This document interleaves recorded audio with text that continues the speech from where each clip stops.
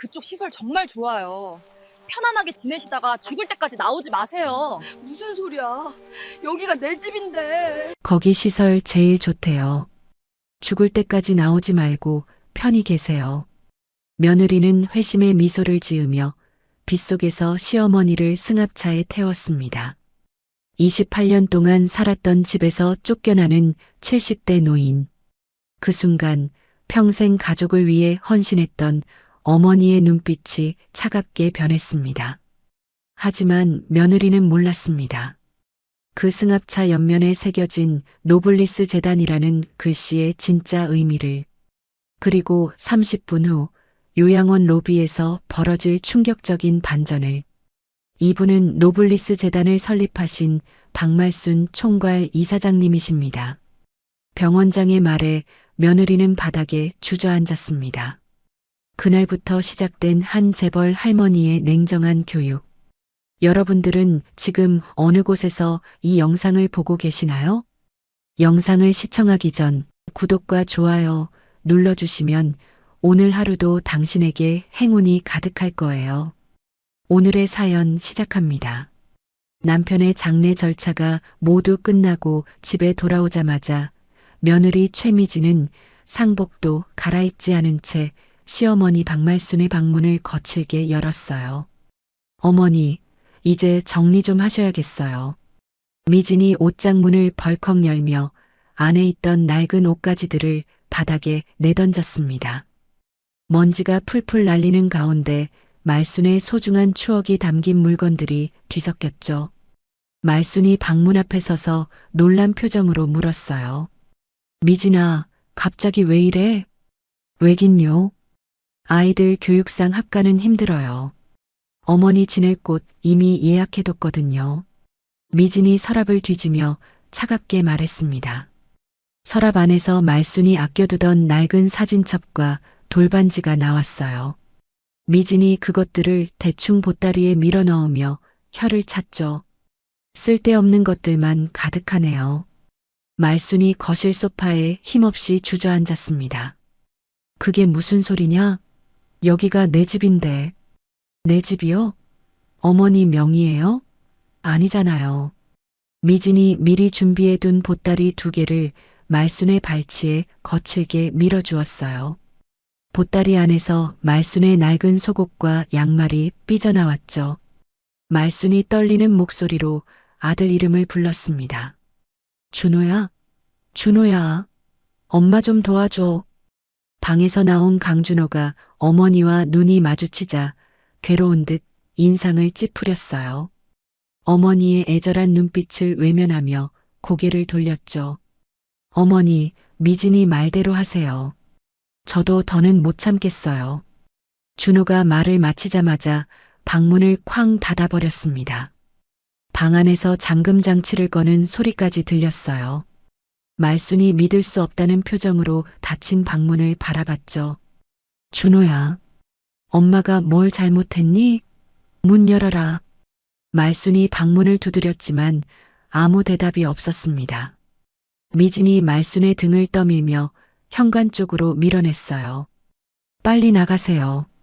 차 기다리고 있어요. 잠깐 내 짐이라도 제대로. 다 싸뒀어요. 더 필요한 거 없죠? 어차피 거기서 다 줄 거예요. 미진이 신발장 위에서 집 열쇠를 챙겨 자신의 가방에 넣었습니다. 열쇠고리에 달린 작은 인형 키링이 바닥에 떨어져 굴렀어요. 말순이 현관문 밖으로 밀려나면서 뒤돌아봤죠. 미진아, 이럴 수는 없다. 이 집은 우리가 함께 살던. 우리요? 저희 집이에요. 어머니 집 아니에요. 미진이 말순의 말을 자르며 문을 쾅 닫았습니다. 현관 밖으로 나온 말순이 다시 초인종을 눌렀지만 아무도 나오지 않았어요. 아파트 복도에 서서 갈 곳을 잃은 말순의 모습이 처량했죠. 1층 현관 앞에는 검은색 고급 승합차가 엔진을 켠 채 대기하고 있었습니다. 차량 옆면에는 금장으로 노블레스 재단이라는 로고가 선명하게 박혀 있었어요. 미진이 엘리베이터를 타고 내려와서 로고를 보며 중얼거렸죠. 노블리스 재단이라.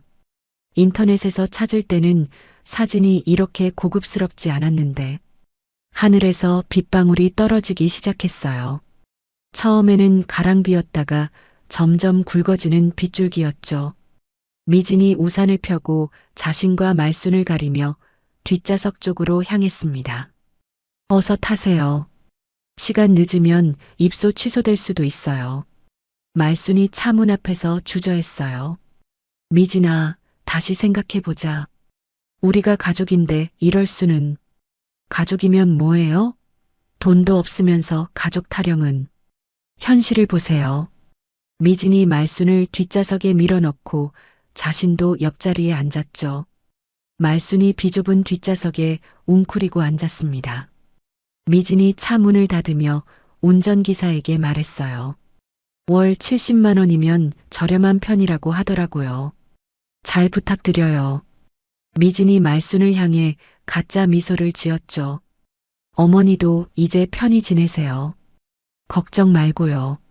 차가 출발하자 말순은 빗물이 흘러내리는 차창 밖으로 아파트를 바라봤습니다. 28년 동안 살았던 집이 점점 멀어져 갔어요. 아들의 방 창문이 굳게 닫혀 있었죠. 말순이 작은 손으로 차창에 손바닥을 대며 마지막 인사를 했습니다. 운전석에 앉은 기사가 룸미러로 말순의 초라한 행색을 확인했어요. 남루한 옷차림과 젖은 머리카락, 초점 잃은 눈빛을 보며 혀를 찼죠. 할머니, 노블리스 재단 맞으시죠? 기사가 확인차 물었습니다. 말순이 작은 목소리로 대답했어요. 네, 맞아요. 요즘 어르신들 갈 곳이 마땅치 않으시더라고요. 기사가 동정 어린 목소리로 말하며 라디오를 켰어요. 라디오 좀 틀어도 될까요? 길이 좀 머니까요. 기사가 라디오 볼륨을 적당히 높였죠. 시끄러운 트로트 음악이 차 안을 가득 채웠습니다. 가수가 애절하게 부르는 노래 가사가 말순의 처지와 묘하게 겹쳤어요. 말순이 품속 깊이 간직했던 낡은 폴더폰을 조심스럽게 꺼냈습니다. 20년도 넘은 구형폰이었지만 여전히 작동했어요. 떨리는 손으로 단축번호 1번을 꾹 눌렀죠. 수화기 너머로 연결음이 한 번 울리기도 전에 누군가 전화를 받았습니다. 여보세요? 차분하고 정중한 남자 목소리였어요. 말순이 아무 말 없이 헛기침을 2번 하고 전화를 끊었죠. 간단한 신호였지만 상대방은 그 의미를 정확히 알아들었을 것입니다. 미진이 말순의 행동을 수상하게 쳐다봤어요. 어머니, 누구한테 전화했어요? 아무도 아니다. 잘못 걸었네. 말순이 폰을 다시 품에 넣으며 대답했죠. 차량이 도심을 벗어나 한적한 국도로 접어들었습니다. 길 양편으로 울창한 숲이 펼쳐지고 고급 주택들이 드문드문 보였어요. 외부인 출입 금지 표지판이 붙은 전용 도로가 나타났죠. 경비 초소도 있고 CCTV도 곳곳에 설치되어 있었습니다. 웅장한 건물들이 즐비한 부촌 입구로 차가 들어섰어요. 미진이 예상보다 훨씬 거대하고 화려한 건물들을 보며 당황했죠. 이상하네. 인터넷 사진이랑 완전 다른데? 미진이 창밖을 바라보며 혼잣말했습니다. 월 70만 원짜리가 이렇게 좋을 리가 없는데. 혹시 잘못 온 건 아니야? 미진이 불안한 목소리로 기사에게 물었어요. 저기요, 아저씨. 여기 맞아요? 노블리스 재단? 기사가 고개를 끄덕이며 대답했죠. 맞습니다. 노블리스 재단 본관이에요. 빗줄기가 더욱 거세져서 차창을 세차게 때렸습니다. 천둥 소리까지 울리며 날씨가 급변했어요. 말순이 창밖을 보며 작은 한숨을 내쉬었죠. 하늘도 우는구나. 차량이 정문에 다가가자 제복을 입은 경비원들이 검문하려고 다가왔습니다. 차량 번호를 확인하던 경비원이 뒷좌석 말순의 얼굴을 자세히 보고는 얼굴이 하얗게 질렸어요. 저분은? 경비원이 급히 차단기를 올리며 거수 경례를 했죠. 동료 경비원도 황급히 경례 자세를 취했습니다. 미진이 경비원들의 이상한 반응을 보며 의아해했어요. 왜 저래? 예의가 좋긴 한데 뭔가 이상해. 차량이 본관 정중앙의 VIP 전용 구역에 조용히 멈춰섰죠. 말순이 차창 밖으로 자신이 세운 거대한 건물을 바라봤습니다. 30년 전 남편과 함께 설계했던 그 건물이었어요. 이제 진짜 게임이 시작될 시간이었죠. 차에서 내린 기사가 짐도 내려주지 않고 운전석에 앉아 하품만 했어요. 미진이 차 문을 열며 기사를 향해 눈을 흘겼습니다. 서비스가 뭐 이래요? 짐이라도 들어주시죠. 기사가 어깨를 으쓱하며 무성의하게 대답했어요. 할머니 입수 업무니까 알아서 하세요. 저는 운전만 해요. 미진이 혀를 차며 뒷좌석 문을 거칠게 열어 말순을 재촉했죠. 어서 내리세요. 비 맞고 있잖아요. 말순이 차에서 내리면서 젖은 고무신에서 흙탕물이 튀어 대리석 바닥을 더럽혔습니다. 미진이 더럽다는 듯 인상을 쓰며 말순과 거리를 두었어요. 정말 왜 이렇게 지저분하게 다니세요? 회전문을 통과해 로비에 들어서자 높은 천장의 샹들리에가 화려하게 빛났죠. 클래식 음악이 은은하게 흘러나오고 호텔리어 복장의 직원들이 우아하게 움직였습니다. 미진이 호화로운 내부 장식을 보며 당황한 표정을 숨기려 했어요. 이상하네. 인터넷에서 본 거랑 완전 다른데? 안내 데스크로 성큼성큼 걸어가며 여전히 거만한 태도를 유지했죠. 예약한 박말순 씨요. 빨리 처리해줘요. 미진이 가방을 내려놓으며 퉁명스럽게 말했습니다. 데스크 직원이 정중한 미소를 지으며 컴퓨터 모니터를 확인했어요. 성함 확인되었습니다. 신분증 좀 확인해도 될까요? 직원이 말순의 신분증을 받아 조심스럽게 정보를 입력했죠. 엔터키를 누르는 순간 모니터 화면 전체가 붉은색으로 바뀌었습니다. 긴급, 설립자 코드 인식, 즉시 상급자 보고 요망이라는 경고창이 떴어요. 직원이 쏘스라치게 놀라며 얼굴이 창백해졌죠. 잠깐만요. 이게... 직원이 당황한 채로 비상호출 버튼을 누르려다 손을 멈췄습니다.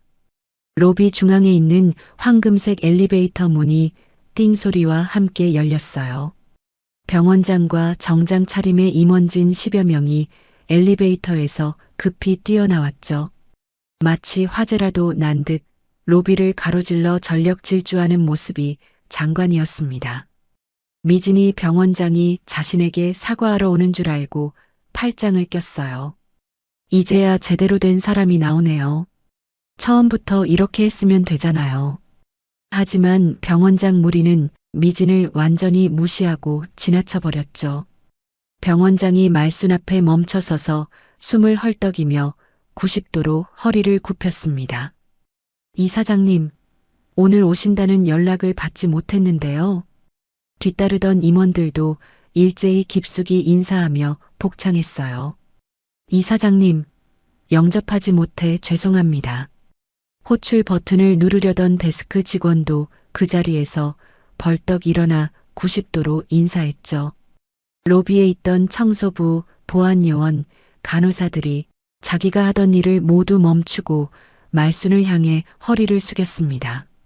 미진이 믿을 수 없는 광경에 입을 벌린 채 뒷걸음질 쳤어요. 뭐예요? 이게 무슨 상황이에요? 미진의 하이힐이 꼬여 바닥에 털썩 주저앉았죠. 들고 있던 가방이 엎어지며 화장품들과 지갑이 대리석 바닥에 굴러다녔습니다. 말순이 젖은 머리카락을 천천히 쓸어 넘기며 주저앉은 미진을 향해 고개를 돌렸어요. 차갑고 위험 있는 눈빛이 미진을 관통했죠. 정적이 흐르는 로비 한복판에서 말순이 병원장에게 낮지만 위험 있는 목소리로 말했습니다. 박 원장, 로비 관리가 소홀하네. 입소 상담 절차가 이렇게 무례해서야 쓰겠나? 병원장이 식은땀을 뻘뻘 흘리며 고개를 더욱 깊이 숙였어요. 대단히 죄송합니다. 담당 직원과 기사를 즉시 징계 조치하겠습니다. 미진이 떨리는 목소리로 현실을 부정하며 소리쳤죠. 이사장이라니요? 말도 안 돼요. 우리 시어머니는 그냥 국밥 팔던 평범한 노인네라고요. 병원장이 차갑고 불쾌한 표정으로 미진을 노려보며 단호하게 말했습니다. 이분은 노블리스 재단을 설립하시고 운영하시는 박말순 총괄 이사장님이십니다. 그때 뒤편에서 비서실장인 김 실장이 보안 요원들을 대동하고 나타났어요. 김 실장이 공손히 다가가 말순에게 최고급 캐시미어 코트를 걸쳐 주었죠. 말순이 마치 매일 하던 일인 듯 자연스럽게 코트를 받아 입었습니다. 김 실장이 서류 가방에서 태블릿 PC를 꺼내 미진의 눈앞에 화면을 보였어요. 혹시 이 주소 아시나요? 화면에는 준호와 미진이 살고 있는 아파트의 등기부등본이 선명하게 표시되어 있었죠. 소유주란에는 노블리스 재단 임직원 전용 사택이라고 명시되어 있었습니다. 미진이 화면을 보며 얼굴이 하얗게 질렸어요. 이게 뭐예요? 말순이 태블릿을 가리키며 냉정하게 진실을 밝혔습니다. 너희가 살던 그 집, 준호 명의인 줄 알았지? 틀렸다. 내 재단 명의의 직원용 사택이야. 미진이 입술을 떨며 말을 잇지 못했죠. 말순이 이어서 차가운 선고를 내렸어요. 난 너희에게 임대차 계약을 해준 적이 없으니까 너희는 지금 이 순간부터 불법 점거자다. 불법 점거자라는 말에 미진이 온몸이 떨렸습니다. 어머니, 아니, 이사장님, 그런 말씀을 하시면 말순이 김 실장에게 명령조로 지시했어요. 법무팀 즉시 가동해서 명도 소송 진행하고 오늘 안으로 모든 짐을 밖으로 빼내라. 미진이 절망적인 표정으로 말순의 옷자락을 잡으려 손을 뻗었죠. 하지만 건장한 보안 요원들이 재빠르게 앞을 가로막으며 미진을 제지했습니다. 이사장님께 함부로 접근하지 마세요. 보안 요원이 엄한 목소리로 경고했어요. 말순이 황금빛 전용 엘리베이터 앞으로 당당히 걸어갔죠. 엘리베이터 문이 자동으로 열리자 말순이 안으로 들어섰습니다. 미진이 로비 바닥에 주저앉은 채 멍하니 그 뒷모습을 바라봤어요. 엘리베이터 문이 닫히기 직전 말순이 김 실장에게 차가운 목소리로 마지막 지시를 내렸죠. 준호놈이 지금 어디 있는지 파악해서 내 앞에 당장 데려와. 내 집에서 나를 내보낸 놈이니까 나도 그놈을 내 집에서 내보내야겠다. 엘리베이터가 올라가는 동안 로비에는 충격적인 침묵이 흘렀습니다. 미진이 바닥에 떨어진 화장품들을 주워 담으며 믿을 수 없다는 표정으로 중얼거렸어요. 말도 안 돼. 이런 일이 있을 수가. 엘리베이터가 최상층 펜트하우스에 도착하자 문이 조용히 열렸어요. 말순이 30년 만에 자신의 집무실로 발걸음을 옮겼죠. 넓은 집무실 한가운데에는 거대한 참나무 책상이 놓여 있었고 그 위에는 남편의 영정 사진이 정중히 모셔져 있었습니다. 여보, 내가 돌아왔어요. 말순이 영정 사진을 쓰다듬으며 조용히 인사했어요. 김 실장이 뒤따라 들어오며 정중하게 보고했죠. 이사장님, 3년 동안 매일 청소하고 관리해 왔습니다. 언제든 돌아오실 수 있도록 준비하고 있었어요. 고마워요, 김 실장. 덕분에 집 갔네요. 말순이 창가로 걸어가 밖을 내려다봤습니다. 아래층 로비에서는 여전히 미진이 바닥에 앉아 넋을 잃고 있는 모습이 보였어요. 저 여자 아직도 정신 못 차렸구나. 김 실장이 책상 위에 서류 뭉치를 정리하며 말했죠. 며느님께서 어머님을 모시고 오는 과정에서 여러 가지 무례한 행동을 보였다고 보고받았습니다. 예상했던 일이에요. 그 여자 본성이 그런 걸 어떻게. 말순이 의자에 앉으며 한숨을 내쉬었어요. 그동안 준호가 어떻게 지냈나요? 아드님은 솔직히 말씀드리면 변한 게 없습니다. 여전히 우유부단하고 아내 말만 듣고 살았어요. 김 실장이 조심스럽게 대답했습니다. 그래요. 그럴 줄 알았어요. 말순이 서랍에서 오래된 장부를 꺼내며 펼쳐봤죠. 이 장부 좀 보세요. 남편이 돌아가신 후 준호에게 매달 지급한 사택관리비 명목의 돈이 얼마인지 계산해 봤나요? 장부에는 빼곡하게 적힌 숫자들이 있었어요. 매달 200만 원씩 3년간 총 7,200만 원이었습니다. 준호가 재단 사택관리인 자격으로 받은 돈인데 실제로는 그냥 용돈이었죠. 말순이 씁쓸하게 말했어요. 아드님이 취업을 하지 않으셔서 생활이 어려우실까봐 관리비 명목으로 지급하신 거죠? 김 실장이 조심스럽게 확인했어요. 그래요. 준호는 아버지 돌아가신 후 충격을 받아서 일을 그만뒀거든요. 그래서 내가 사택관리인이라는 명분을 만들어서 돈을 줬던 거예요. 말순이 한숨을 쉬며 계속 설명했죠.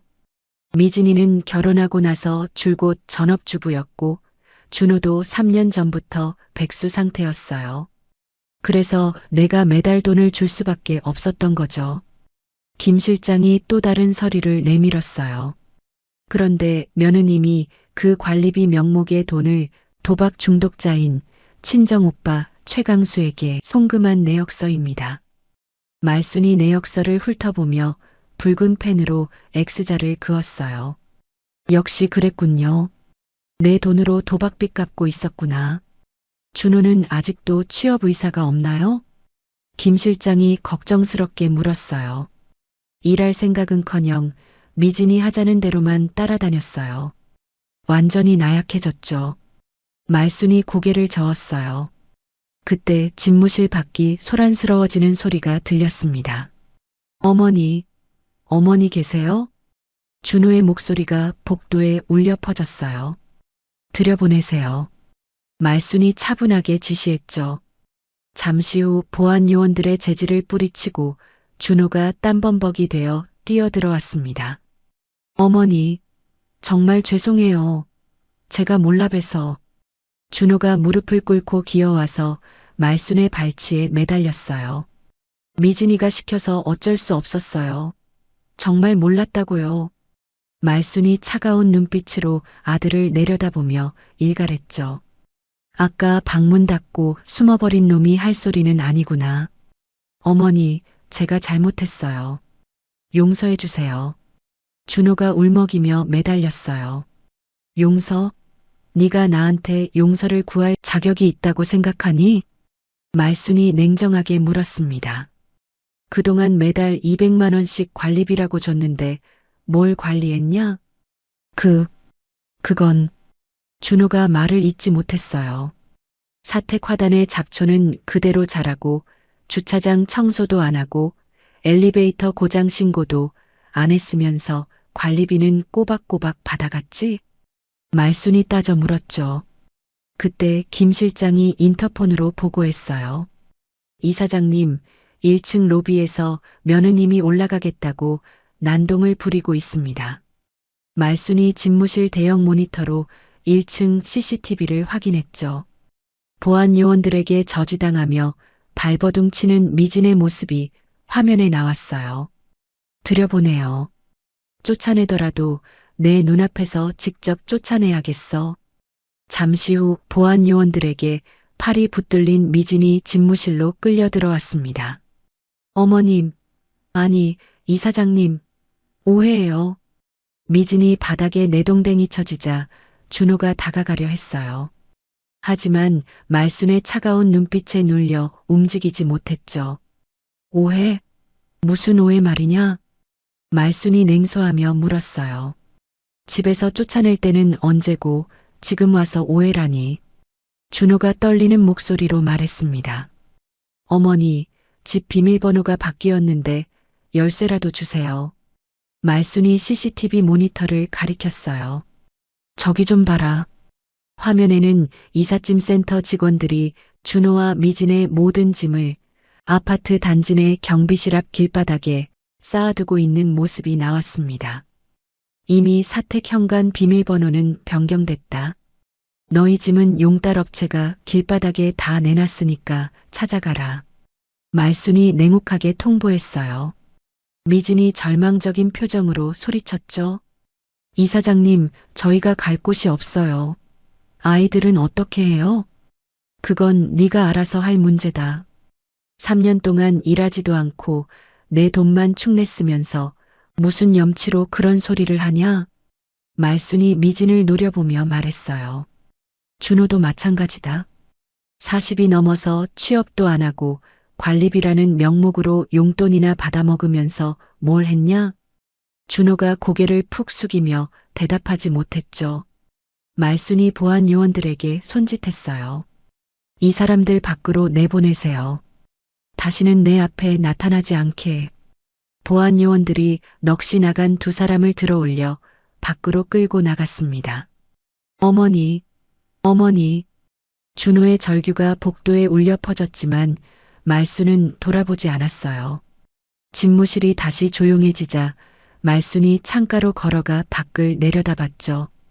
김 실장, 그동안 재단 운영은 어땠나요? 이사장님 부재 중에도 안정적으로 운영되었습니다.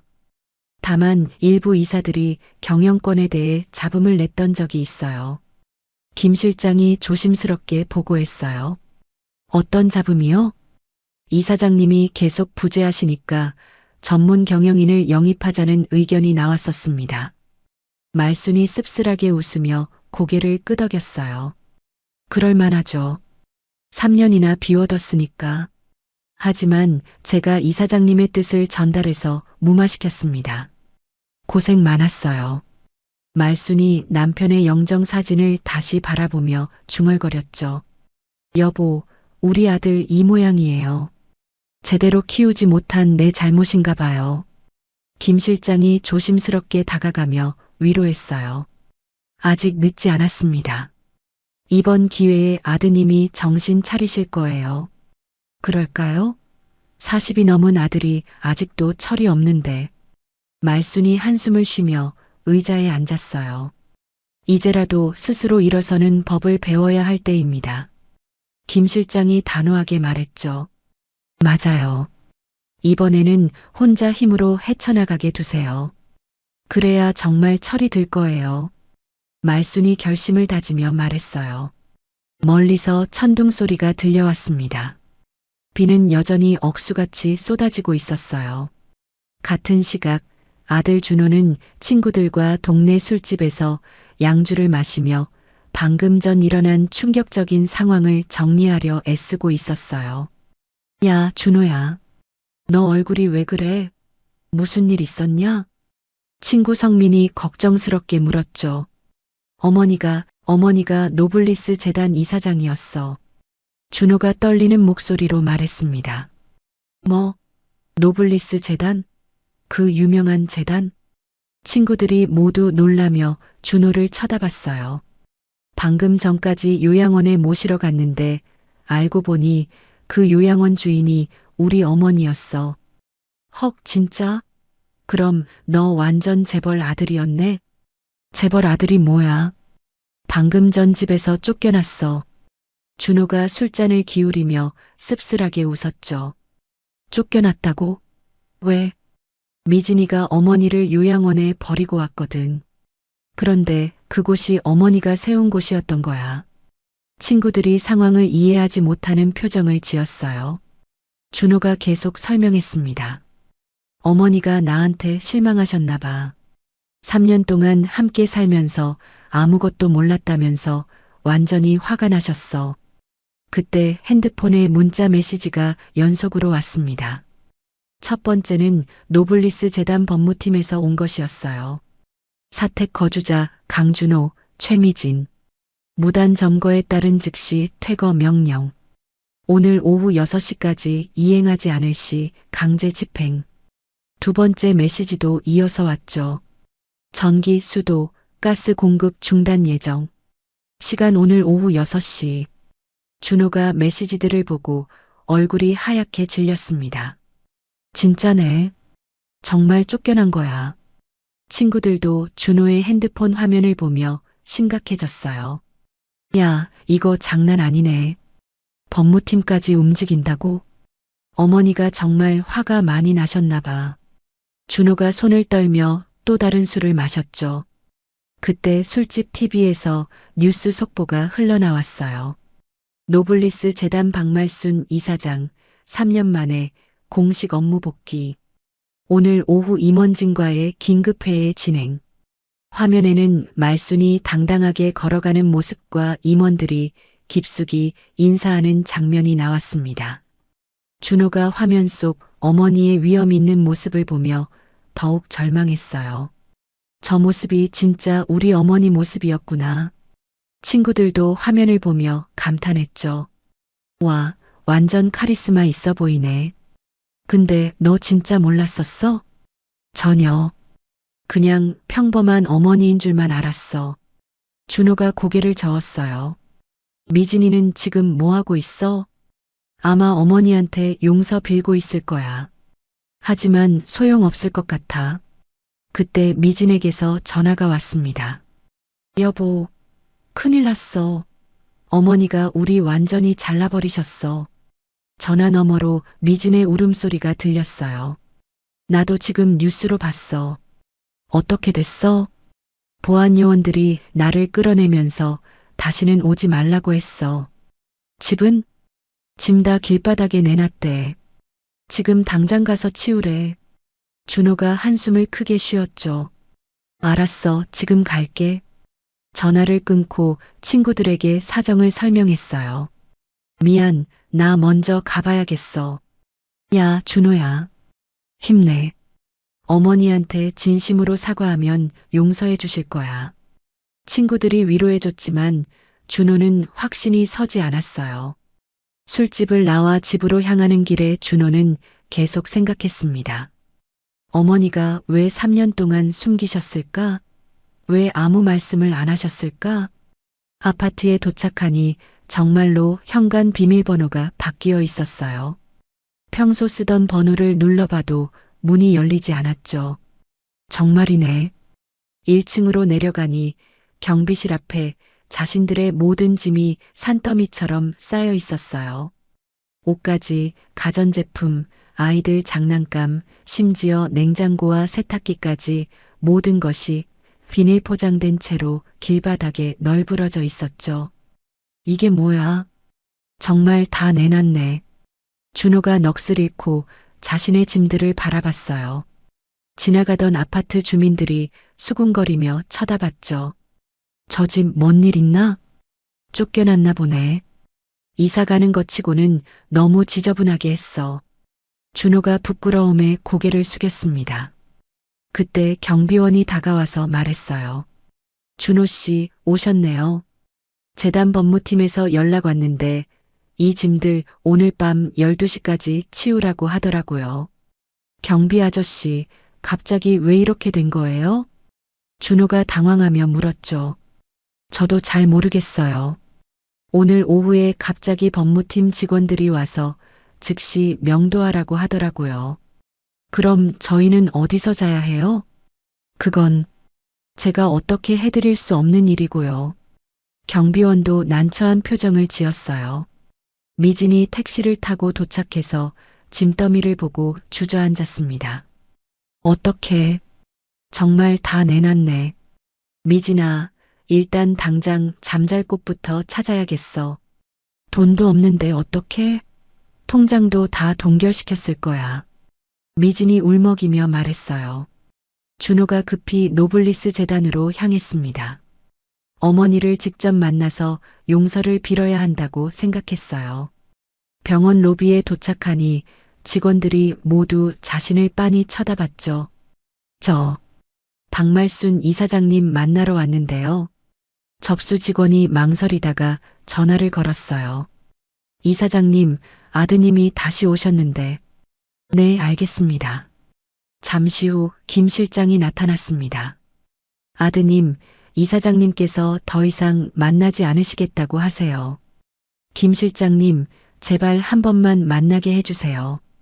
준호가 애원했죠. 이사장님 말씀이 앞으로는 스스로 해결하고 살아보라고 하시네요. 김 실장의 말에 준호가 절망했어요. 그럼 정말 저희를 버리시는 건가요? 버리시는 게 아니라 독립하라는 뜻이시죠. 아드님도 이제 40이 넘으셨잖아요. 준호가 고개를 푹 숙였습니다. 어머니의 마음이 얼마나 단단해졌는지 느낄 수 있었어요. 일주일 뒤 사택에서 쫓겨나고 재산도 가압류당한 미진과 준호는 변두리에 곰팡이 핀 허름한 모텔방에서 생활하고 있었어요. 야, 강준호, 내 엄마가 재버린 거 왜 말 안 했냐? 미진이 준호의 멱살을 잡으며 소리쳤죠. 나도 몰랐다니까. 정말 몰랐어. 준호가 방어하며 대답했습니다. 몰랐다고? 3년 동안 함께 살면서 몰랐다고? 말이 돼? 미진이 준호의 뺨을 때리며 화를 냈어요. 아야, 때리지 마. 정말 몰랐다고. 그럼 어떻게 해? 우리 이제 어떻게 살라고? 미진이 울먹이며 소리쳤죠. 모텔방 벽은 너무 얇아서 옆방 소음이 그대로 들려왔습니다. 아이들은 학교에 가지 못하고 모텔방에서 라면으로 끼니를 때우고 있었어요. 엄마, 언제 집에 가요? 큰아이가 불안한 표정으로 물었죠. 조금만 기다려. 엄마가 해결할게. 미진이 아이를 달래며 대답했어요. 하지만 정작 미진 자신도 앞으로 어떻게 해야 할지 막막했습니다. 그때 미진의 머릿속에 한 가지 생각이 떠올랐어요. 그 노인네를 없애버리면 되는 거 아닌가? 미진이 침대에 누워 천장을 바라보며 계산하기 시작했죠. 어머니가 죽으면 재산은 당연히 아들이 상속받을 거야. 그럼 우리가 다시 부자가 되는 거잖아. 며칠 후 미진은 도박빚에 시달리는 친정 오빠 최강수를 은밀히 만났습니다. 오빠, 나 좀 도와줘. 미진이 허름한 찻집에서 최강수와 마주 앉았어요. 도와달라니? 너도 지금 거지 신세 됐다면서? 최강수가 비웃으며 말했죠. 오빠, 내가 큰 건 하나 가르쳐 줄게. 미진이 주변을 살피며 목소리를 낮췄어요. 큰 건? 뭔데? 내 시어머니 돈 뺏어오면 오빠 빚 다 갚게 해줄게. 미진이 눈을 번뜩이며 말했습니다. 야, 미친 소리 하지 마. 그 할머니 이제 재벌이라면서? 그래서 더 좋은 거야. 돈이 엄청 많으니까. 미진이 계속 설득했죠. 어떻게 뺏어오는데? 최강수가 관심을 보이기 시작했어요. 오빠, 내가 계획이 있어. 미진이 가방에서 병원 서류를 꺼냈습니다. 이게 뭐야? 시어머니가 예전에 건망증으로 병원에 다녔던 기록이야. 미진이 서류를 펼쳐 보였어요. 이걸로 뭘 어쩌겠다는 거야? 이걸 치매로 조작하는 거야. 치매에 걸린 사람은 법적으로 돈 관리를 못하잖아. 야, 그런 게 가능해? 최강수가 반신반의하며 물었죠. 가능해. 의사 한 명만 매수하면 돼. 미진이 자신만만하게 말했어요. 의사 매수? 그게 말처럼 쉬운 줄 알아? 돈만 있으면 돼. 요즘 세상에 돈으로 안 되는 게 어디 있어? 미진이 냉소하며 대답했습니다. 그런데 돈이 어디 있어? 너 지금 무일푼이잖아. 최강수가 핀잔을 줬어요. 그래서 오빠가 필요한 거야. 일단 의사 매수할 돈만 마련해줘. 내가 어디서 그런 돈을. 오빠 차 팔면 되잖아. 어차피 빚쟁이들한테 뺏길 차인데. 미진이 오빠를 설득했죠. 최강수가 고민하는 표정을 지었어요. 성공하면 정말 내 빚 갚아줄 거야? 당연하지. 그 노인네 돈이 얼마나 많은데. 수백억은 될걸? 미진의 말에 최강수의 눈이 번뜩였어요. 좋아, 해보자. 어차피 이대로 가다간 나도 죽을 것 같으니까. 며칠 후 미진은 최강수가 마련한 현금을 가지고 전당포를 찾아갔습니다. 하지만 필요한 돈에는 턱없이 부족했어요. 이것밖에 안 돼? 미진이 실망하며 최강수에게 말했죠. 차값이 원래 얼마 안 나왔어. 사고 난 적도 있고. 그럼 어떡해? 의사 매수할 돈이 부족한데. 미진이 초조해하며 말했어요. 내가 더 마련해 볼게. 최강수가 다른 방법을 찾아보겠다고 했죠. 미진은 집에 있던 자신의 명품 가방과 결혼 반지까지 전당포에 맡겼습니다. 이거라도 팔아야겠어. 미진이 울며 겨자 먹기로 귀중품들을 헐값에 넘겼어요. 나중에 100배로 찾을 거야. 미진이 스스로를 위로하며 중얼거렸죠. 드디어 의사를 매수할 만큼의 현금이 모였습니다. 미진은 인터넷으로 찾은 부패한 정신과 의사를 찾아갔어요. 선생님, 부탁이 있어서 왔습니다. 미진이 의사 앞에 현금 다발을 내려놓았죠. 뭘 원하시는 건가요? 의사가 돈을 보며 관심을 보였어요. 진료도 받지 않은 사람의 치매 진단서를 발급해 주세요. 그건 좀 곤란한데요. 의사가 망설였죠. 돈은 더 드릴 수 있어요. 미진이 추가로 돈을 꺼냈어요. 환자 이름이 뭔가요? 의사가 결국 제안을 받아들였습니다. 박말순이요. 중증 치매로 진단서 써주세요. 미진이 말순의 인적사항을 알려줬어요. 한편 말순은 김 실장으로부터 미진과 최강수의 움직임에 대한 보고를 받고 있었습니다. 이사장님, 며느님과 최강수가 수상하게 움직이고 있습니다. 김 실장이 조심스럽게 보고했어요. 어떤 식으로? 말순이 차분하게 물었죠. 정신과 의사를 찾아다니면서 뭔가 거래를 하고 있어요. 역시 그럴 줄 알았어. 치매 진단서를 조작하려는 거겠지? 말순이 예상했던 대로였어요. 어떻게 하시겠습니까? 김 실장이 지시를 기다렸죠. 최강수에게 접근해봐요. 그 사람이 약한 골이니까. 어떤 식으로 접근하시겠어요? 빚을 탕감해주는 조건으로 우리 편으로 만들어요. 말순이 교묘한 계획을 세웠어요. 미끼를 물게 하시겠다는 뜻인가요? 그렇습니다. 판을 크게 벌려야 확실히 잡을 수 있어요. 말순의 눈에 차가운 빛이 서렸죠. 며칠 후 김 실장은 최강수를 따로 만났습니다. 최강수 씨죠? 김 실장이 고급 카페에서 최강수를 기다리고 있었어요. 누구세요? 최강수가 경계심을 드러냈죠. 노블리스 재단 김 실장입니다. 김 실장이 명함을 내밀었어요. 노블리스 재단? 왜 저를 찾으시는 거죠? 최강수가 당황했어요. 제안이 하나 있습니다. 김 실장이 서류 봉투를 테이블 위에 올려놓았죠. 뭔 제안인데요? 당신의 모든 빚을 탕감해드리겠습니다. 김 실장이 핵심을 말했어요. 최강수의 눈이 번뜩였습니다. 대신 뭘 하라는 거죠? 간단합니다. 동생과 나눈 대화를 녹음해서 저희에게 제공해 주세요. 김 실장이 녹음기를 보여줬어요. 그게 전부예요? 네, 그게 전부입니다. 최강수가 망설였죠. 하지만 빚에 쪼들리던 그에게는 저항할 이유가 없었어요. 좋습니다. 하겠습니다. 최강수가 결국 제안을 받아들였어요. 말순의 함정이 서서히 완성되어 가고 있었습니다. 며칠 뒤 미진의 여론몰이와 언론 플레이로 인해 재단 이사회의 긴급 소집이 결정되었어요. 안건은 박말순 이사장의 해임 및 성년 후견인 지정이었죠. 이사장님, 이사회가 소집되었습니다. 김 실장이 말순에게 보고했어요. 예상한 일이에요. 미진이가 언론에 흘린 거 맞죠? 말순이 차분하게 물었습니다. 네, 며느님이 기자들에게 제보해서 기사가 나갔어요. 이사장님이 치매에 걸려서 재단 경영에 악영향을 미치고 있다는 내용이었습니다. 그래요. 이제 본격적으로 시작되는군요. 말순이 의자에 앉으며 미소를 지었어요. 걱정되지 않으세요? 김 실장이 조심스럽게 물었죠.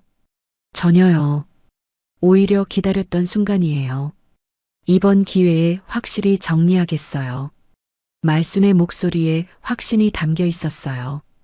이사회 당일 재단 본부 대회의실에는 20여 명의 이사들이 모여 있었습니다.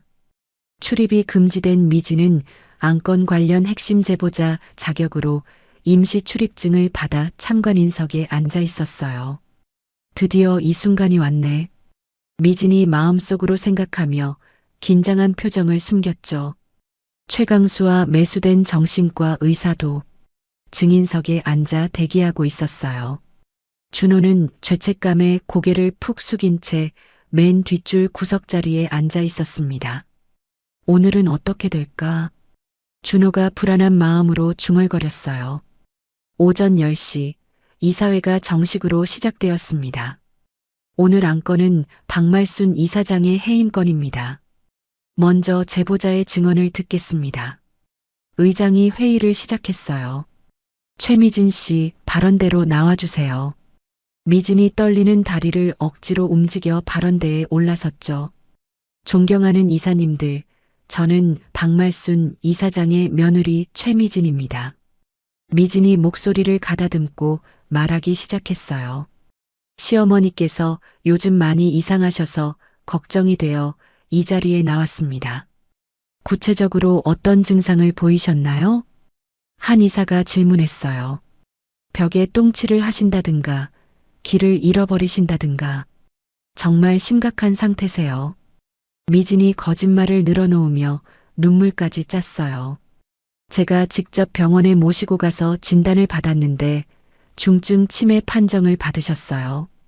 일부 이사들이 동요하는 모습을 보였죠. 진단서를 제출해 주세요. 여기 있습니다. 미진이 매수한 의사에게 받은 가짜 진단서를 제출했어요. 이사들이 진단서를 돌려보며 수군거렸습니다. 이 상황에서 계속 경영을 맡기기는 환자를 이사장 자리에 둘 수는 없지. 미진이 속으로 쾌재를 불렀어요. 드디어 성공하는 거야. 그때 회의장 뒷문이 조용히 열렸습니다. 말순이 휠체어가 아닌 두 발로 당당하게 걸어 들어왔어요. 그 뒤를 서울중앙지검 수사관들과 김 실장이 따라왔죠. 회의장이 순식간에 술렁거렸습니다.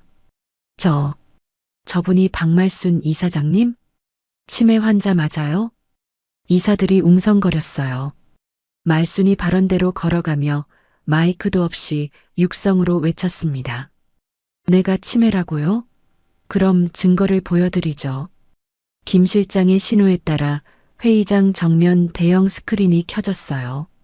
스크린에는 병원 진료실 내부 CCTV 영상이 재생되기 시작했죠. 영상 속에는 미진이 현금 다발을 의사에게 건네는 장면이 선명하게 나왔어요. 선생님, 치매 3기로 진단서 써주세요. 돈은 더 드릴 수 있어요.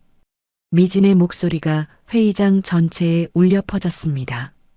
미진이 얼굴이 새파랗게 질리며 소리쳤어요. 이거 조작이에요. 딥페이크라고요. 하지만 이어서 또 다른 증거가 나왔습니다. 김 실장이 녹음기를 꺼내 재생 버튼을 눌렀어요. 오빠 노인네 치매로 만들어서 돈 뺐으면 반반 나누자. 정말 가능해? 위험하지 않아? 걱정 마. 내가 다 계획했어. 스피커에서 미진과 최강수의 대화가 생생하게 들려왔어요. 미진이 쏘스라치게 놀라며 증인석의 최강수를 쳐다봤죠. 오빠? 설마? 최강수가 미진의 시선을 피하며 고개를 숙였어요. 김 실장이 회의장에 있는 모든 사람들에게 설명했습니다. 이 녹음 파일은 최강수 씨가 직접 녹취하여 검찰에 자진 신고한 결정적 증거입니다. 믿었던 오빠의 배신에 미진이 다리가 풀려 주저앉았어요. 안 돼. 이럴 수가. 말순이 미진을 차갑게 내려다보며 말했습니다. 시어머니를 치매 환자로 만들어서 재산을 가로채려 했다는 거죠? 검찰 수사관들이 단상 위로 올라와 미진과 의사에게 수갑을 채웠어요. 최미진 씨 사기 및 문서 위조 혐의로 긴급 체포합니다. 안 돼요. 저는 억울해요. 미진이 발버둥 치며 소리쳤지만 소용없었어요. 이사회장이 순식간에 정의 구현의 현장으로 바뀌었죠. 이사들은 말순의 치밀한 반격과 압도적인 카리스마에 경외의 눈빛을 보냈어요. 역시 박말순 이사장님이시네요. 이런 상황을 미리 예상하고 계셨군요. 이사들이 감탄하며 말했습니다. 말순이 마지막으로 선고를 내렸어요. 내 가족과 재단을 더럽힌 대가는 법이 정한 것보다 훨씬 혹독할 것입니다. 미진이 수갑을 찬 채 끌려가면서도 계속 소리쳤어요. 어머니, 저 정말 몰랐어요. 오빠가 시킨 거예요. 준호 씨, 나 좀 도와줘요. 당신 아내잖아요. 하지만 준호는 고개를 들지도 못하고 있었죠. 회의장 문이 닫히자 이사들이 일제히 말순에게 박수를 보냈어요. 이사장님의 지혜로운 처사에 감사드립니다. 의장이 정중하게 인사했어요. 말순이 단상에서 이사들을 바라보며 말했습니다. 오늘 일로 재단에 누를 끼쳐드려 죄송합니다. 전혀 그렇지 않습니다. 오히려 재단의 위상이 더욱 높아졌어요. 이사들이 입을 모아 말했죠. 앞으로 재단 운영의 투명성을 더욱 높이겠습니다. 전문 경영인 도입도 검토하겠고요. 말순이 겸손하게 말했어요. 회의가 끝나고 이사들이 모두 나간 후 말순이 혼자 창밖을 바라봤습니다. 이제 정말 끝났구나. 김 실장이 다가와서 말했어요. 이사장님, 이제 마음 편히 쉬시면 됩니다. 아니에요, 김 실장. 아직 끝나지 않았어요. 말순이 고개를 저었어요. 준호를 어떻게 하시겠습니까? 그 아이는 좀 더 지켜봐야겠어요. 말순의 눈에 복잡한 감정이 스쳐 지나갔습니다. 멀리서 사이렌 소리가 들려왔어요. 미진을 태운 경찰차가 재단을 떠나는 소리였죠. 아수라장이 된 이사회장에서 수갑을 찬 미진은 끌려가면서도 추하게 발악하고 있었어요. 어머니, 오빠가 시켰어요. 전 억울해요. 미진이 절규하며 보안 요원들에게 저항했죠. 준호 씨, 나 좀 도와줘요. 당신 아내잖아요. 하지만 준호는 고개를 푹 숙인 채 차마 아내를 바라보지 못했어요. 제발요. 아이들 생각해서라도. 미진의 목소리가 점점 멀어져 갔습니다. 준호가 뒤늦게 일어나서 어머니에게 무릎을 꿇었어요. 어머니, 용서해 주세요. 제가 잘못 봤어요. 말순이 차가운 눈빛으로 아들을 내려다봤죠. 내 처가 죄를 지을 때 방관한 너도 공범이다. 어머니, 정말 몰랐어요. 미진이가 그런 짓을 할 줄. 몰랐다고? 3년 동안 함께 살면서 아내가 어떤 사람인지 몰랐다는 거냐? 말순의 목소리에 실망감이 가득했어요. 그건 준호가 말을 잇지 못했죠. 내 호적에서 파내기 전에 내 앞에서 사라져라. 말순이 단호하게 선고를 내렸어요. 어머니, 그럼 저는 어떻게 살라고요? 내 힘으로 살아봐라. 40이 넘어서 아직도 엄마 품에서 벗어나지 못한 채로 살 셈이냐? 준호가 절망적인 표정으로 어머니를 바라봤어요. 밖에서는 미진과 일당들이 경찰차에 태워지는 모습이 생중계되고 있었죠. 노블리스 재단 박말순 이사장의 며느리 사기 혐의로 긴급 체포. 뉴스가 전국의 타이틀로 방송되었어요. 폐륜 며느리의 몰락, 시어머니는 숨겨진 재벌 회장이었다. 언론들이 앞다투어 자극적인 제목으로 보도했죠. 사건이 정리된 후 말순은 단상에서 이사들에게 정중하게 사과했어요. 가정사로 재단에 무리를 일으킨 점 진심으로 사과드립니다. 이사들이 모두 고개를 저으며 말했어요. 이사장님 잘못이 아닙니다. 오히려 재단의 위상이 더욱 높아졌어요. 말순이 계속해서 발표했습니다. 앞으로 재단의 투명성을 위해 전문 경영인 도입을 검토하겠습니다. 그리고 더 나은 사회 복지를 위해 노인 복지 사업을 확대하겠어요. 이사들이 박수를 보내며 찬성 의사를 표했죠. 그날 저녁 유치장에 갇힌 미진은 차가운 콘크리트 바닥에서 오열하고 있었어요. 이럴 수가 있나? 미진이 벽을 치며 분노했죠. 국선 변호사마저 접견을 꺼린다는 소식에 절망했어요. 돈도 없고 연줄도 없으니 아무도 도와주지 않네. 미진이 혼잣말하며 후회했습니다. 한편 준호는 갈 곳이 없어 24시간 찜질방을 전전하고 있었어요. 아버지, 저 이제 어떻게 해야 해요? 준호가 찜질방 구석에서 돌아가신 아버지를 그리며 울었죠. 며칠 후 법원에서 이혼 소송 서류가 날아왔어요. 미진이 구치소에서 이혼 신청을 한 것이었죠. 결국 이렇게 되는구나. 준호가 서류를 보며 허탈해했어요. 말수는 텅 빈 대저택으로 돌아와 남편의 영정 사진 앞에 향을 피웠어요. 여보, 나 잘했죠? 이제 우리 아들이 정말 어른이 되게 하려고 매를 좀 들었어요. 말순이 독하게 참았던 눈물을 쏟으며 남편에게 말했죠. 너무 매정했나요? 하지만 이번에는 확실히 교육시켜야 해요. 다음 날 언론은 폐륜 며느리를 참교육한 재벌 회장님을 대서특필했어요. 박말순 이사장 가족보다 원칙을 세우다. 노인 학대에 단호히 맞선 진정한 어른. 각종 찬사가 쏟아졌죠. 재단 주가는 연일 상한가를 기록했어요. 일주일 후 말수는 변호사를 불러 유언장을 수정했습니다. 사후 전 재산이 자식이 아닌 사회에 환원되도록 해주세요. 정말 그렇게 하시겠습니까? 변호사가 확인했어요. 네, 아들이 스스로 일어설 때까지는 그렇게 하겠어요. 말순이 단호하게 대답했죠. 김 실장이 조심스럽게 말했어요. 이사장님, 이제 힘든 일은 다 잊으시고 편히 지내세요. 아니에요, 김 실장. 아직 할 일이 남았어요. 말순이 창밖을 보며 생각에 잠겼죠. 노인들을 위한 무료주거 단지를 짓고 싶어요. 지금 바로 추진해 주세요. 알겠습니다. 즉시 착수하겠어요. 김 실장이 고개를 끄덕였어요. 그 무렵 준호는 인력사무소를 찾아가 막노동 일자리를 구하고 있었어요. 나이가 40이 넘으니까 일자리 구하기가 힘드네요. 준호가 사무소 직원에게 말했죠. 요즘 일자리가 워낙 귀해서요. 그나마 건설 현장이 나을 거예요. 건설 현장이요? 네, 체력만 있으면 누구든 받아줘요.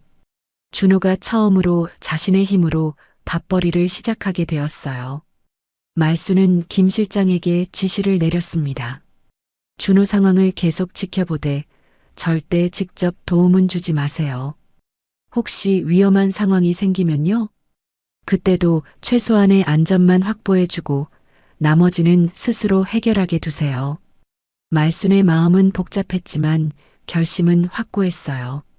복지타운 건립이 신속하게 추진되기 시작했죠. 말순은 현장을 직접 방문하며 설계를 점검했어요. 여기는 노인분들이 편히 쉴 수 있는 공간으로 만들어주세요. 네, 이사장님. 최고의 시설로 만들겠습니다. 건축 담당자가 답했어요. 준호는 바로 그 건설 현장에서 벽돌을 나르는 일을 시작했습니다. 점심시간에 TV 뉴스에서 어머니의 모습을 보고 모자를 푹 눌렀으며 눈물을 훔쳤어요. 어머니, 죄송해요. 준호가 작은 목소리로 중얼거렸죠. 말수는 밤늦게 집무실에서 준호의 사진을 몰래 꺼내보곤 했어요. 언제쯤 처리될까? 말순이 사진을 서랍 깊숙이 넣으며 마음을 다잡았죠. 복지타운 건립 현장에서는 매일 땀 흘려 일하는 준호의 모습이 있었어요. 비록 어머니는 멀리서만 지켜보고 있었지만 아들이 조금씩 변해가고 있다는 것을 느낄 수 있었죠. 이제 진짜 어른이 되는 거야. 말순이 창밖을 바라보며 혼잣말했어요. 시간이 흘러도 말순의 사랑은 변하지 않았지만 이번에는 진짜 교육이 필요하다고 생각했죠. 3년 후 말순은 이사장직을 전문 경영인에게 넘기고 명예이사장으로 물러나 있었어요. 오늘은 사제를 털어 지은 행복나눔 거주단지 완공식이 열리는 날이었죠. 이사장님, 완공식 준비가 모두 끝났습니다. 김 실장이 정중하게 보고했어요. 고생 많았어요. 정말 꿈 같네요. 말순이 화려한 정장 대신 편안한 개량한복을 입고 있었습니다. 어르신들이 편히 지내실 수 있는 공간이 만들어져서 뿌듯해요.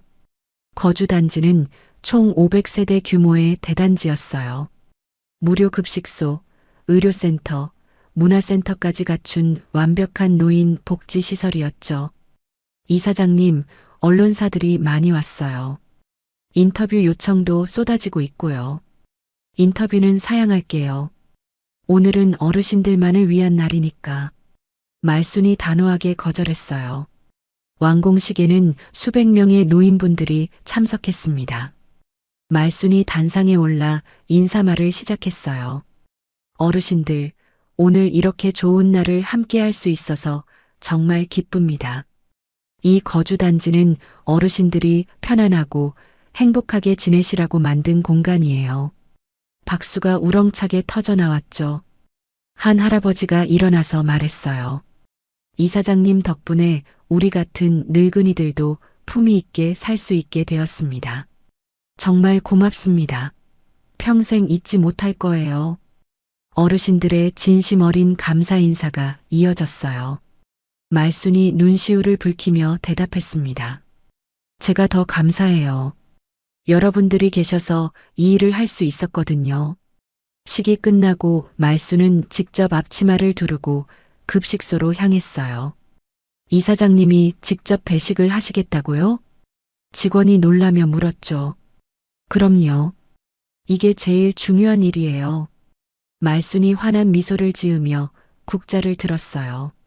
긴 줄이 늘어선 급식소에서 말순은 하루 종일 배식 봉사를 했습니다. 할머니, 이 국밥 정말 맛있어요. 회장님이 직접 떠주시니까 더 맛있네요. 어르신들이 진심으로 기뻐하는 모습을 보며 말순도 행복해했어요. 회장님은 무슨 그냥 국밥집 할머니죠. 말순이 호탕하게 웃으며 대답했어요. 그때 김 실장이 말순 곁으로 조용히 다가왔습니다. 이사장님, 아드님이 오셨어요. 준호가? 말순이 놀란 표정을 지었어요. 네, 하지만 멀리서 지켜보고 계세요. 다가오지는 않고요. 김 실장이 창문 쪽을 가리켰죠. 말순이 고개를 돌려보니 멀리 건설 현장 작업복을 입은 준호가 서 있었어요. 3년간의 노동으로 그을린 얼굴과 단단해진 체구가 예전과는 완전히 달랐죠. 준호는 어머니의 모습을 한참 동안 바라보고 있었어요. 저 애가 정말 제 아들 맞나요? 완전히 달라 보이는데. 말순이 믿을 수 없다는 표정으로 중얼거렸어요.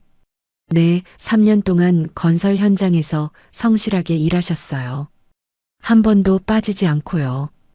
김 실장이 보고했죠. 술도 끊으셨고 도박도 전혀 하지 않으세요. 월급도 모두 저축하고 계셔요. 정말요? 네, 그리고 매달 어머님이 좋아하시는 홍시 한 박스씩 사서. 김 실장이 말을 멈췄어요. 홍시를 숙소에 가져다 놓고 제사 지내듯 올려두신다고 해요. 말순의 눈에 눈물이 맺혔어요. 그렇게 하고 있었구나. 준호는 어머니가 자신을 발견할까봐 모자를 더 깊이 눌렀으며 뒤로 물러섰어요. 하지만 말순은 이미 아들을 찾고 있었죠. 저 아이 왜 가까이 오지 않을까? 아마 아직 용기가 나지 않으시는 것 같아요. 김 실장이 대답했어요. 그런가? 말순이 아쉬운 표정을 지었죠. 저녁이 되어 말순이 거주단지 벤치에 혼자 앉아 있을 때였어요. 김 실장이 상자 하나를 들고 다가왔습니다. 이사장님, 이것 좀 보세요. 뭔가요? 말순이 상자를 받아 열어봤어요. 안에는 싱싱한 홍시가 가득 들어 있었죠. 아드님이 놓고 가셨어요. 말은 안 하시고 그냥. 말순이 홍시 하나를 집어들고 3년 전을 회상했어요. 빗속에서 쫓겨나던 그날의 기억이 떠올랐죠. 참 오랜만에 받아보는 선물이네. 말순이 씁쓸하지만 따뜻한 미소를 지었어요. 아드님을 만나보시겠어요? 김 실장이 조심스럽게 물었죠. 말순이 고개를 저으며 대답했어요. 아니요, 지금은 아니에요. 왜요? 아직 시간이 필요해요. 제 몫을 다하고 정말 당당해지면 그때 오겠죠. 말순이 홍시를 바라보며 말했어요. 그런 날이 올까요? 올 거예요. 분명히. 이제 저 아이 눈빛이 달라졌어요. 김 실장이 고개를 끄덕였죠. 그 무렵 준호는 자신의 허름한 숙소에서 어머니 생각에 잠겨 있었어요. 작은 책상 위에는 매달 사온 홍시가 정성스럽게 놓여 있었죠. 어머니, 언제쯤 용서해 주실까요? 준호가 홍시를 바라보며 혼잣말했어요. 이제 정말 철이 들었는데 3년 동안 힘든 노동을 하면서 준호는 많은 것을 깨달았어요. 어머니의 사랑이 얼마나 컸는지, 자신이 얼마나 철없었는지 모두 이해하게 되었죠. 말수는 요양원 벤치에서 밤하늘의 별을 바라보며 독백했어요. 여보, 우리 아들이 이제 정말 어른이 된 것 같아요. 처음에는 너무 매정하게 한 게 아닌가 싶었는데 잘한 것 같아요. 바람이 살랑 불어와 말순의 머리카락을 흩어놓았죠. 돈이 사람을 만드는 게 아니라 사람이 돈을 써야 진짜 주인이 되는 거죠. 김 실장이 말순의 독백을 들으며 깊이 공감했어요. 이 사장님의 철학이 아드님에게도 전해진 것 같아요. 그렇다면 다행이에요. 다음 날부터 말순은 더욱 활발하게 사회활동을 시작했어요. 무료 급식소 운영은 물론 독거노인 방문 서비스까지 직접 참여했죠. 이제 진짜 제 인생 2막이 시작된 거예요. 말순이 봉사활동을 하며 환한 미소를 지었어요. 하늘에는 구름 사이로 따뜻한 햇살이 비치고 있었죠. 3년이 흘러 말순은 진정한 행복을 찾았습니다. 돈이 아닌 사람을 먼저 생각하는 삶, 베푸는 기쁨으로 가득한 나날들이었죠. 준호 역시 혼자 힘으로 살아가며 진짜 어른이 되어가고 있었어요. 비록 아직 어머니 앞에 당당히 설 용기는 없지만 매달 정성스럽게 홍시를 준비하며 진심 어린 사랑을 표현하고 있었습니다. 때로는 가족이라는 이름으로 서로를 이용하고 상처 주기도 하지만 진짜 사랑은 때로 매정해 보이는 교육을 통해서도 전해집니다. 말순의 냉정한 선택이 결국 아들을 성장시킨 것처럼 말이에요. 여러분의 가족은 어떠신가요? 서로에게 진정한 사랑을 주고받고 계신가요? 이야기를 끝까지 들어주신 분이 계시다면 잘 들었다고 댓글 하나만 남겨주세요. 사연TV는 오늘 하루도 여러분의 마음에 사랑과 행복이 가득하길 바랍니다. 감사합니다.